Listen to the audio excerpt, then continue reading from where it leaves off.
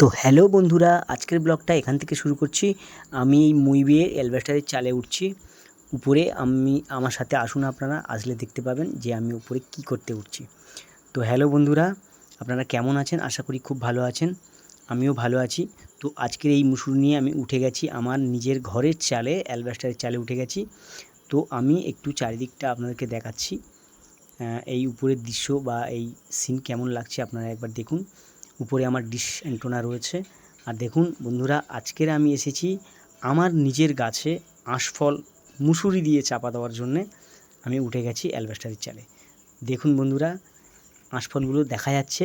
তো আমি আরও ওই আঁশফলের কাছে দেখুন বন্ধুরা, কেমন আঁশফল হয়েছে। একদম দেখো, থোকায় থোকায় আঁশফল একদম অঝর নয়নে ধরেছে। আঁশফল ভরে গেছে পুরো। কত সুন্দর আঁশফল দেখুন বন্ধুরা। আমি একদম অ্যালবেস্টারের চালে উঠেছি। হ্যালো বন্ধুরা, দেখুন এই ব্লগে আপনাদেরকে স্বাগত। দেখুন আঁশফলের থলিগুলো কীরকম হয়েছে দেখুন। গাছটা নিচে থেকে একদম চালের উপর পর্যন্ত ডাল ঝেঁকে ভরে গেছে। তো এই আঁশফল গাছে আমি মুসুরিটা ঢাকা দেবো। কীভাবে ঢাকা দেবো বুঝতে পারছি না বন্ধুরা, তবুও চেষ্টা করছি আঁশফলটা ঢাকা দেওয়ার। কারণ এখানে গেছো ইঁদুর আর কাঠবিড়ালি এর আগের বছরে আঁশফল হয়েছিল। সমস্ত আঁশফল এর থেকে বড় বড় হয়েছিল, কিন্তু সেই সমস্ত আঁশফল সব কাঠবিড়ালি আর ইঁদুরে খেয়ে নিয়েছে।